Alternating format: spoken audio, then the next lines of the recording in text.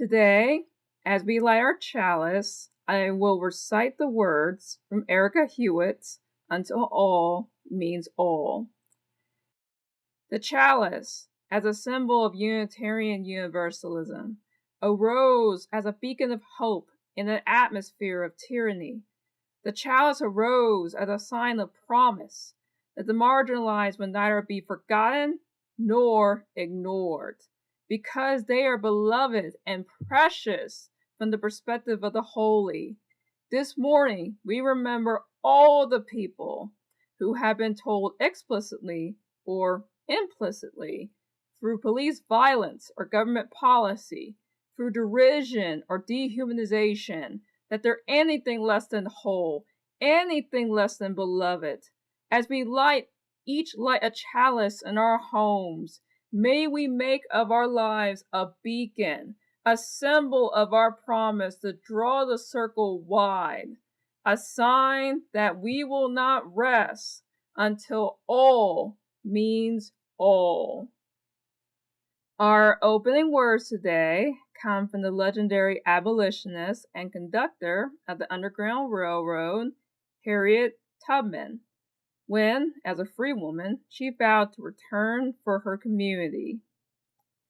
I had crossed the line of which I had been so long been dreaming. I was free, but there was no one to welcome me to the land of freedom. I was a stranger in a strange land, and my home, after all, was down in the old cabin quarter with the old folks and my brothers and sisters. But to this solemn resolution I came. I was free, and they shall be free also. I will make a home for them in the north, and the Lord helping me, I would bring them all here. Unitarian Universalism is a little unusual. Our services can look quite different from week to week because they reflect the many voices and traditions which shape our faith. So if today's service isn't exactly what you expected, I hope that you will come back and experience us again. Over time, you'll begin to see that the many ways that this community explores meaning, justice, and compassion together. So, I am a Star Trek nerd. I freely admit it. I've watched every episode of every Star Trek series and movie. Well, almost. I don't think I watched the 1970s animated series. What I love about Star Trek is the way that science fiction reflects the real world.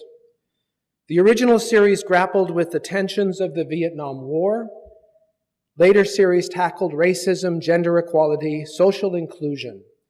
Star Trek gave us the first interracial kiss on American television in the 1960s, and the first same-gender kiss in the 1990s. Today's Star Trek pushes those boundaries even further.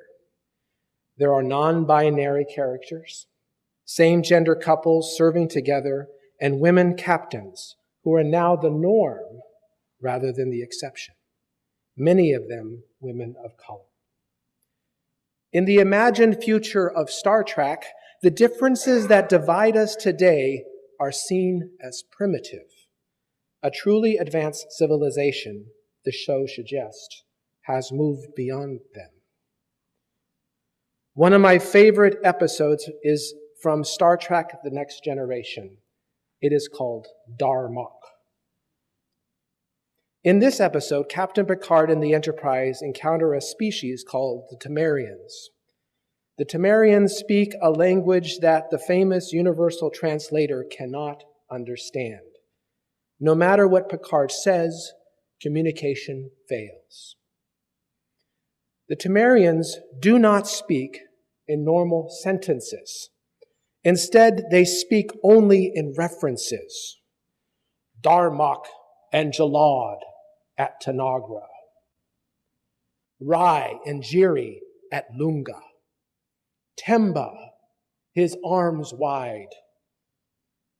At first, it sounds like nonsense. Eventually, Picard discovers that the Temerians are not speaking nonsense at all.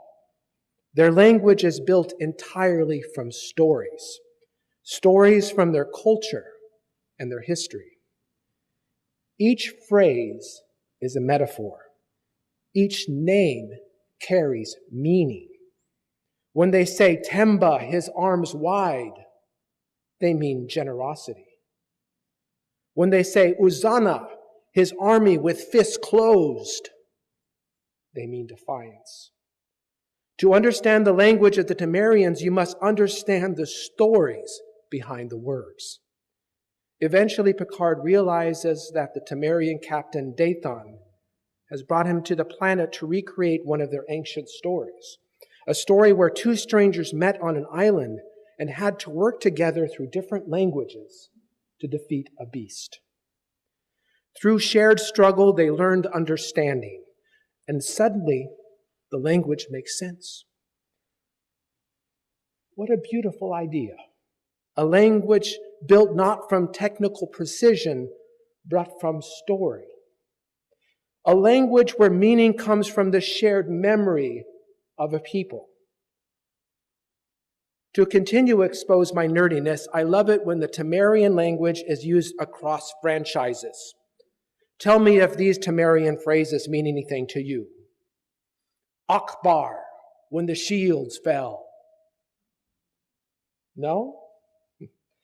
Or Skywalker and Yoda at Dagobah, which appeared on a caption of a picture of Rey handing Luke his lightsaber at the end of The Force Awakens.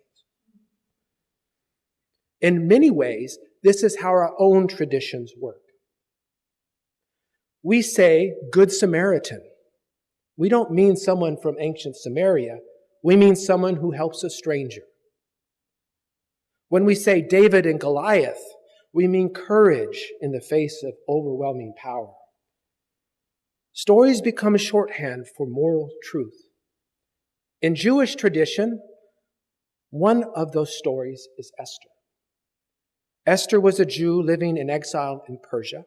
Her beauty caught the eye of King Ahasuerus, and she was made queen, though she kept her Jewish identity secret. Her cousin Mordecai served among the officials at the king's gate.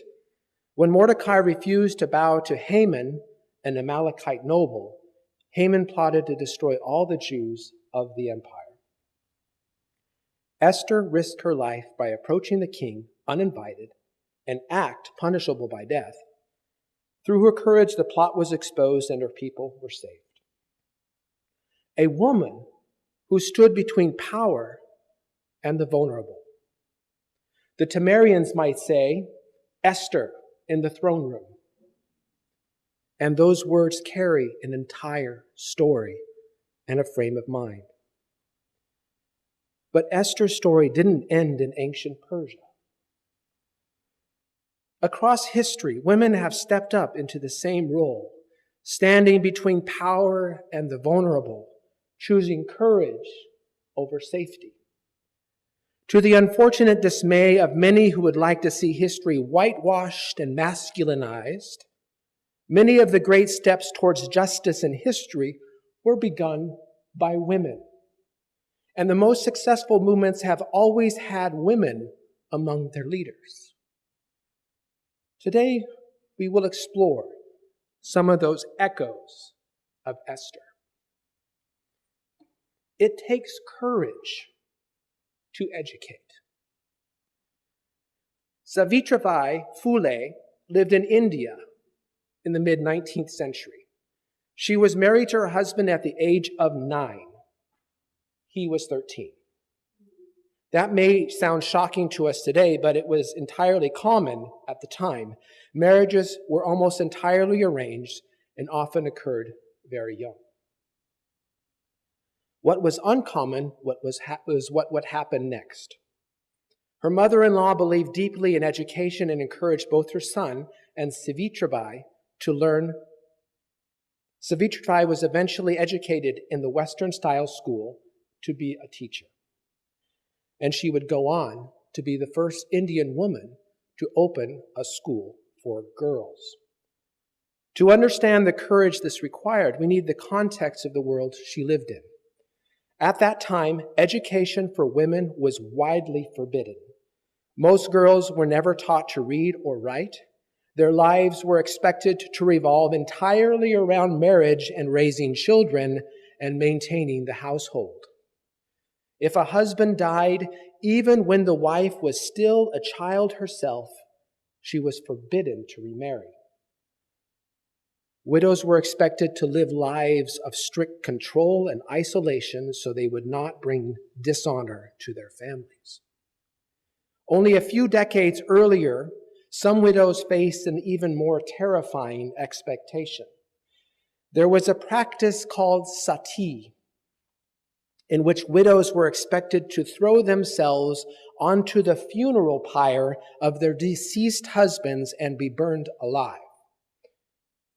While often described as voluntary, enormous social pressure was placed on women to do so. Refusing could bring shame upon the entire family. The practice had only been forbidden a few years between when Savitribai was born.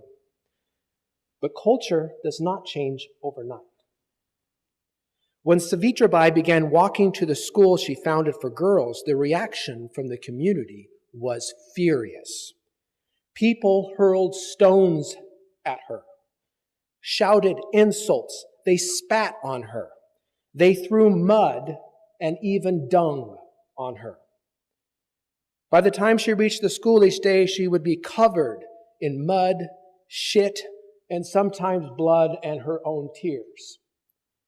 The attacks were so frequent that she carried a second sari with her so she could change when she arrived at school. And she kept walking. Later in life, Savitribai founded a home for widows. Widows who became pregnant, often through exploitation and assault, faced severe punishment and shame. Some were killed by their own families.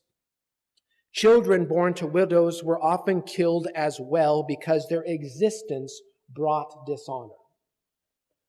Savitribai created a place where these women could come secretly, give birth safely, and leave their children to be cared for and adopted rather than killed. In a society that denied education to women and dignity to widows, Savitribai did something radical. She taught, she sheltered, she protected. Savitribai Phule reminds us that courage can educate and open doors that society insists must remain closed. It can change traditions that deny people dignity and opportunity. But education alone does not always dismantle injustice. Sometimes the injustice is more brutal. Sometimes human beings themselves are treated as property. It takes courage to sustain. Harriet Tubman was born into slavery in Maryland around 1822. Her birth name was Arminta Ross, but later in life she took the name Harriet after her mother. From the moment she was born, Harriet lived in a world where her life was not her own. Families could be separated at any moment. Children could be sold away from their parents. Husbands and wives could be torn apart with the stroke of a pen. Harriet herself endured brutal violence as a child. When she was a young teenager, she was struck in the head by a heavy weight thrown at her by an overseer. The injury nearly killed her and left her with seizures and narcolepsy for the rest of her life. But Harriet survived. In 1849, she made a decision that would change not only her life, but the lives of many others. She escaped. Traveling mostly at night, guided by the North Star, Harriet made the dangerous journey north to freedom. For many people, that might have been the end of the story, but for Harriet, it was only the beginning. Again and again, she returned to the South. She traveled the hidden network of safe houses known as the Underground Railroad, guiding enslaved men, women, and children to freedom. Each journey was incredibly dangerous. Slave catchers were everywhere. Rewards were offered for her capture. Anyone caught helping an enslaved person escape could be imprisoned or killed. And I'm proud to say that many of our Unitarian and Universalist churches at the time were part of that Underground Railroad.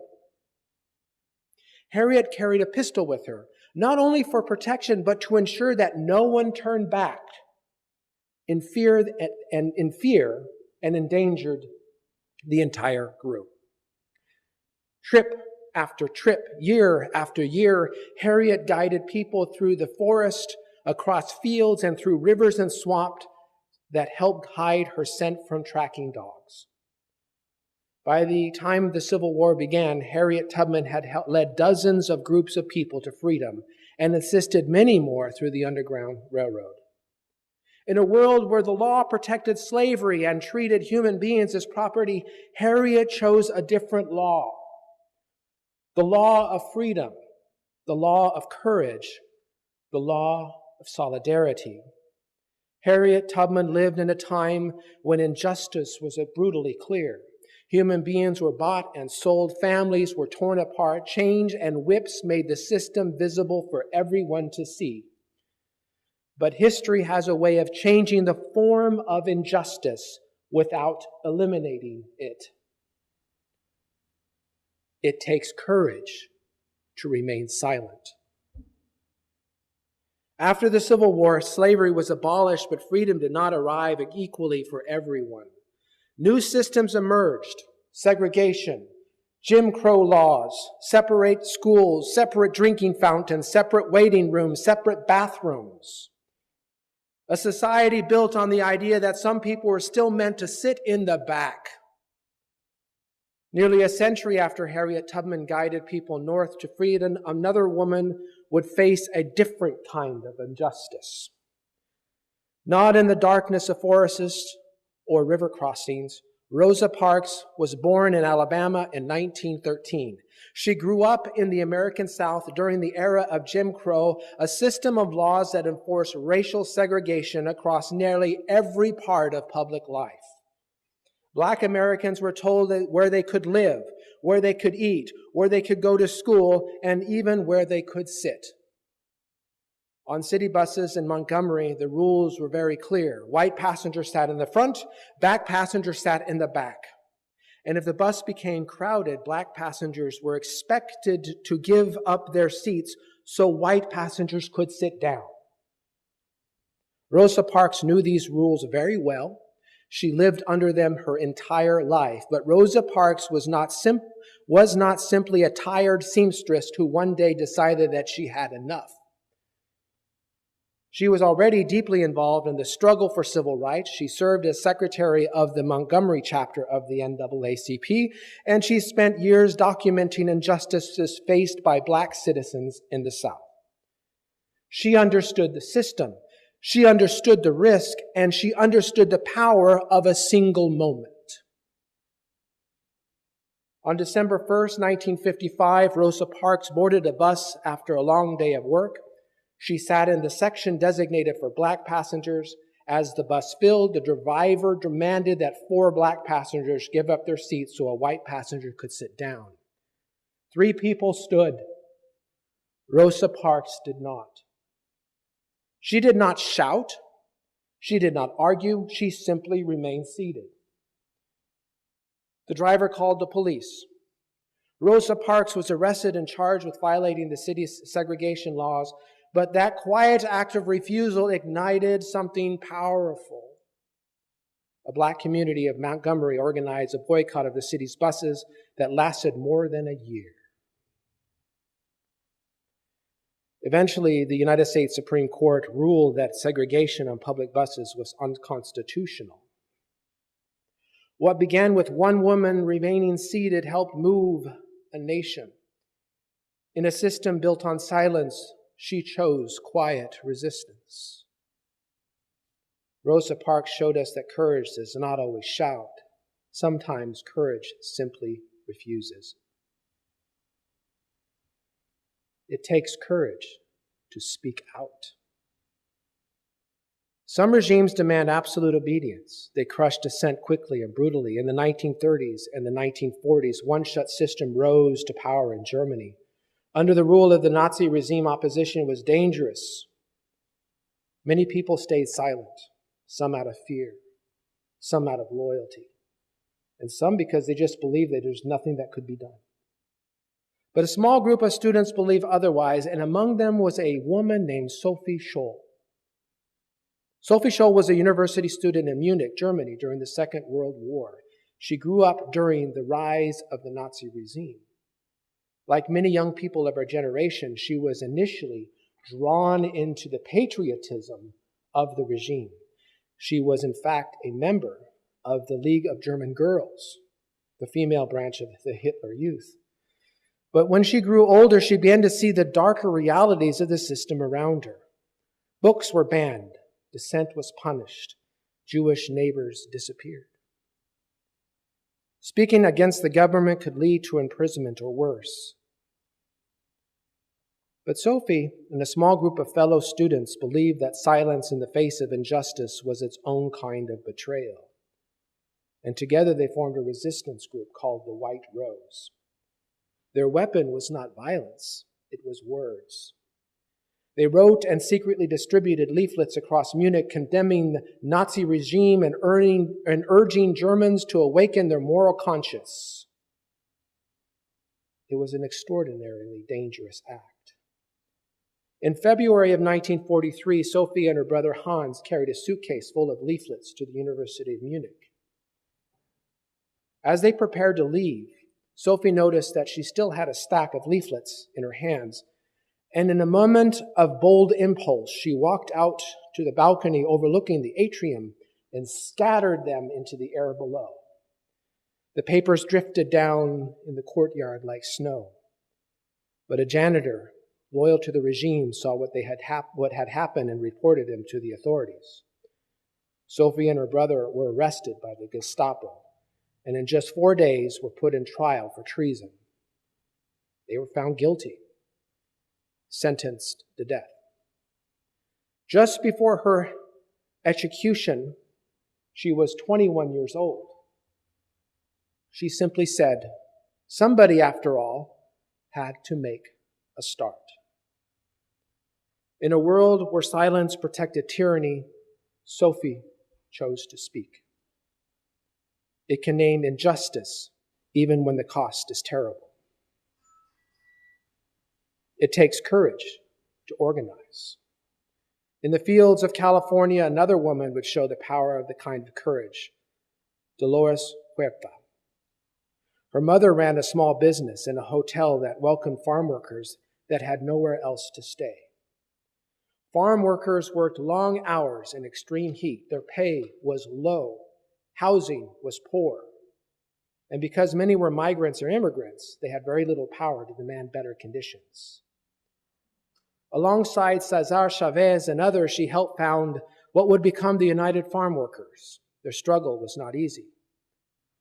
Workers who tried to organize were threatened, some attacked. Dolores believed that when ordinary people stood together, they could challenge even the most powerful systems. Consumers across the country were asked to stop buying grapes until the workers were treated fairly. The movement spread. Churches joined. Students joined. Families joined. Through persistence and organization, the movement won contracts and improved wages and working conditions for thousands of farm workers. Dolores is also remembered for a phrase that popularized a painting in her picket signs and shouting solidarity with other farm workers. Sí se puede.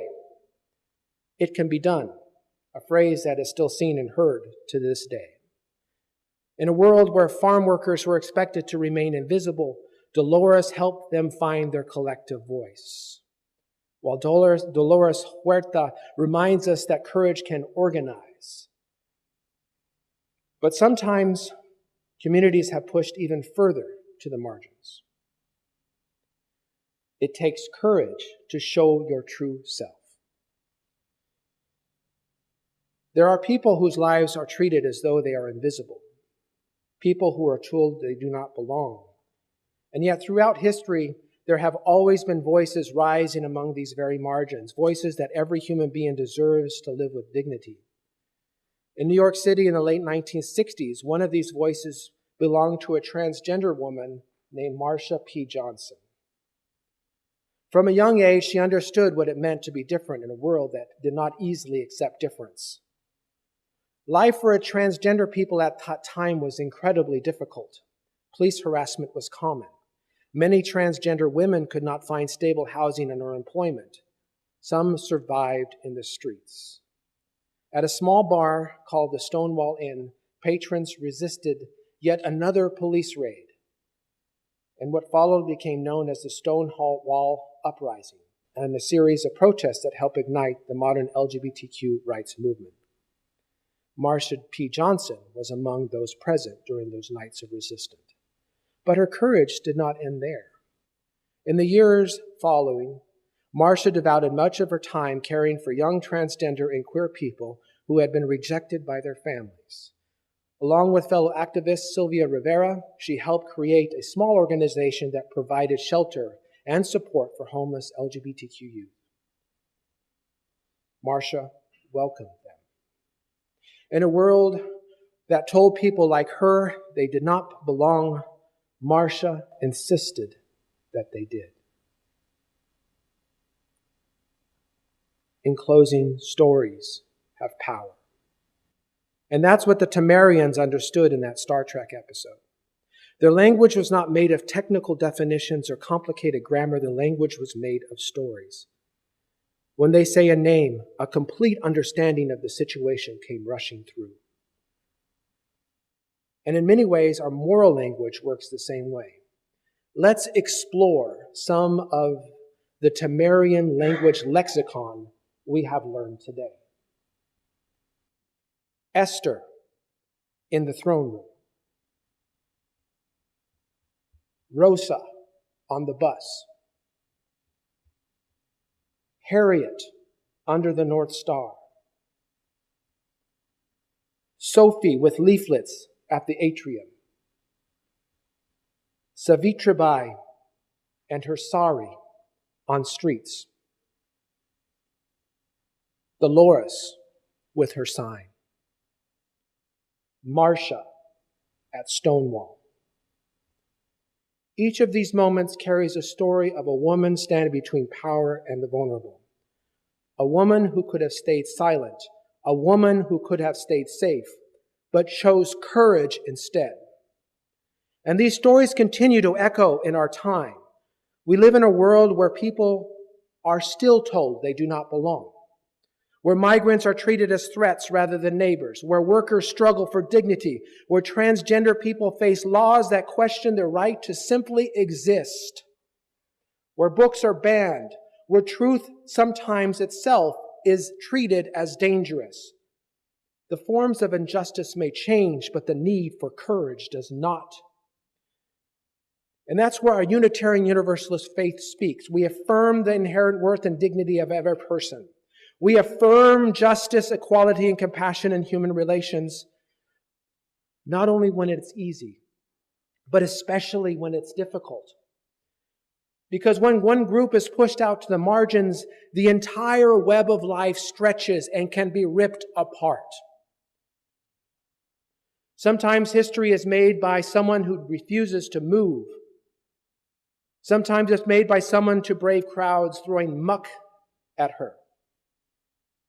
Sometimes it's made by someone who distributes handfuls of leaflets. Sometimes it's made by someone giving voice to those who are often ignored and exploited. Sometimes it is made by someone who simply opens the door and says, "You belong." The book of Esther contains one of the most famous questions in all of Scripture.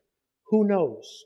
Perhaps you have come to this position for such a time as this. It is a question for every generation, for every community, for every one of us, because the stories of courage are still being written.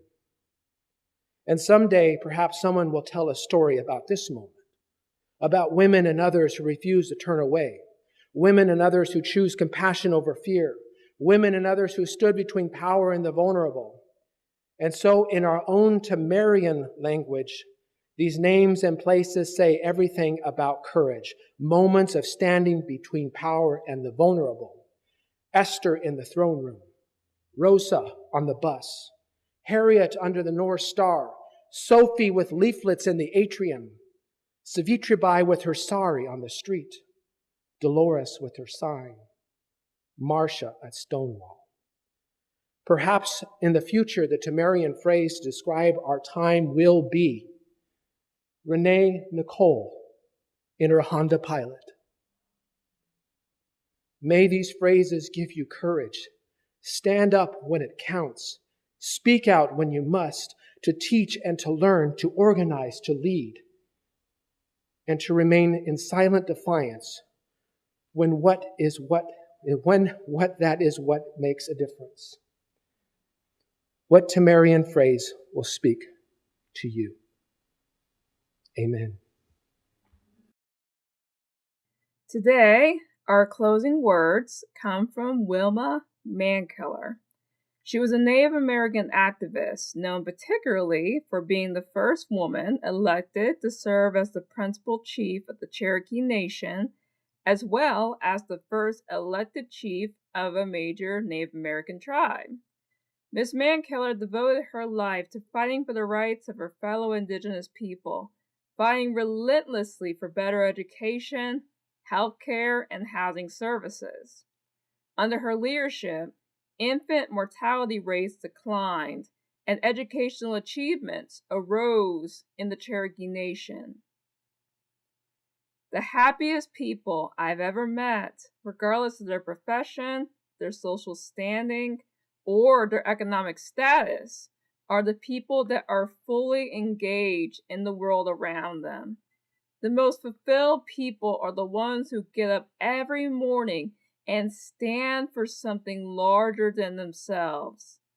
They are the people who care about others, who will extend a helping hand to someone in need or will speak up about an injustice when they see it. It is now come that time to extinguish our chalice. We may extinguish this flame, but let us not extinguish the fiery desire for justice in our hearts. Let us always recall the chalice as a beacon of hope in the face of oppression, a lighthouse guiding our way as well as everyone else's way amidst a dark, stormy night. Let us not forget the marginalized and oppressed who are tormented by a system that encourages violence and dehumanization. Let the fire of the chalice burn in our souls as a promise to serve until all the souls in the world are free from tyranny, until all truly means all.